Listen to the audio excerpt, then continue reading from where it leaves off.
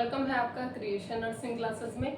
आज के सेशन में हम डिस्कस करेंगे पुरपीरियल पायरेक्सिया के बारे में। तो सबसे पहले हम देखते हैं कि पुरपीरियम क्या होता है। तो पुरपीरियल पायरेक्सिया, पायरेक्सिया मीन्स फीवर। पुरपीरियल तो आफ्टर डिलीवरी, जैसे ही प्रेग्नेंट लेडी की डिलीवरी हो गई, चाइल्ड बर्थ हो गया, तो डिलीवरी के बाद जो 6 वीक का टाइम रहता है वो कहलाता है पुरपीरियम। वो पीरियड कहलाता है पुरपीरियम। जो डिलीवरी जैसे ही हुई उसके बाद जो 6 वीक का टाइम पीरियड रहेगा, या देखें तो 42 डेज का जो टाइम पीरियड रहेगा उसे पुरपीरियम कहेंगे। तो इस पीरियड के अंदर अगर जो मदर है उसे फीवर आ रहा है तो उस फीवर को कहा जाता है पुरपीरियल पायरेक्सिया, क्योंकि ये जो फीवर है ये पुरपीरियम के टाइम पीरियड के अंदर आ रहा है, यानी कि 6 वीक। तो इसमें देखते हैं अराइज इन टेम्परेचर कि बॉडी का टेम्परेचर बढ़ता है, कहाँ तक पहुँचता है 100.4 डिग्री फ़ारेनहाइट। अगर सेल्सियस में देखें तो 38 डिग्री सेल्सियस या उससे ज़्यादा हो जाता है। लेकिन सेपरेट टू ओकेजन, लेकिन ऐसे नहीं कि मॉर्निंग में हुआ तो वो कंटिन्यू चलेगा, नहीं, दो अलग अलग ओकेजन में। अगर मान लो कि मॉर्निंग के 9 बजे हुआ, कितना पहुंच गया 38 डिग्री सेल्सियस पहुंच गया, उसके बाद वो रिलैक्स हो जाएगा, ठीक हो जाएगा, और उसके बाद वापिस से फिर फर्दर टाइम पे ये कितना होगा 38 डिग्री, फिर से फीवर आएगा एट 24 आवर्स। तो यानी कि जो 24 घंटे हैं, एक दिन है, एक दिन में मदर को 38 डिग्री सेल्सियस फीवर रहता है। तो दो सेपरेट, दो अलग अलग टाइम पे रहेगा। अगर मॉर्निंग को 9 बजे हुआ है तो बीच में वो ठीक हो जाएगा, और हो सकता है इवनिंग को 10 बजे हो जाए, या फिर नाइट में 12 बजे हो जाएगा, इवनिंग को 6 बजे हो जाए। तो 24 घंटे के अंदर दो अलग अलग टाइम पीरियड पे बॉडी का टेम्परेचर 38 डिग्री सेल्सियस या फिर उससे ज़्यादा हो जाना क्या कहलाता है, पुरपीरियल पायरेक्सिया कहलाता है। लेकिन ये कब होगा, विद इन फर्स्ट 10 डेज। जो डिलीवरी के बाद फर्स्ट 10 डेज होंगे। अब ये तो कितना, पुरपीरियम का टाइम तो कितने का है 42 डेज का है। पुरपीरियल का टाइम पीरियड कितना है 42 डेज का है।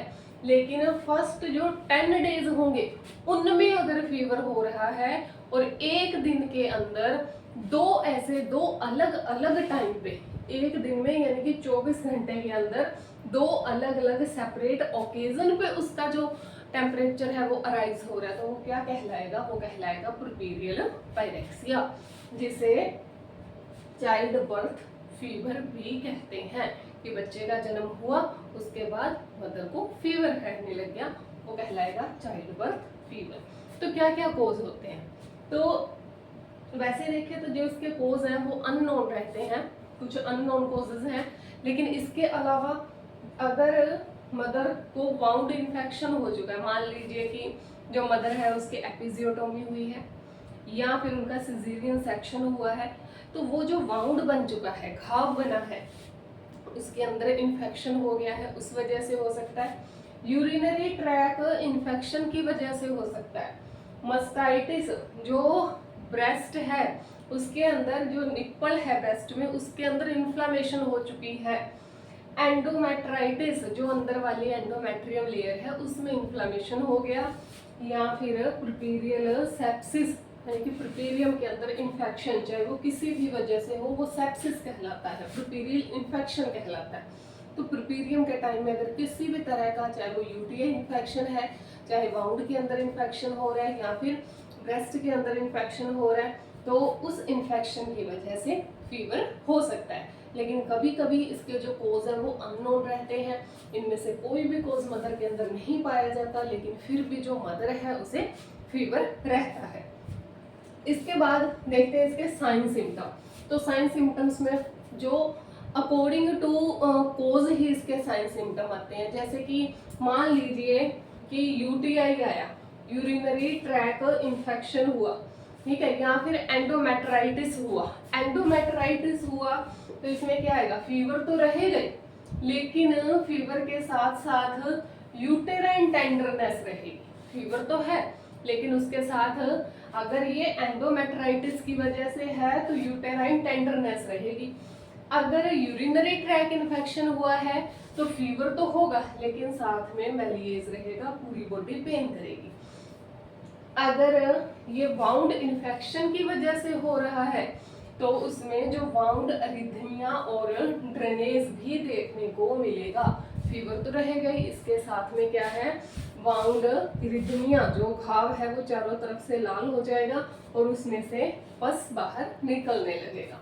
तो साइन सिम्टम्स अकॉर्डिंग किसके रहते हैं, कोज के अकॉर्डिंग रहते हैं कि प्रोपीरियल पायरेक्सिया के कोज क्या है, उन्हीं के अकॉर्डिंग इसके साइन सिम्टम्स रहते हैं।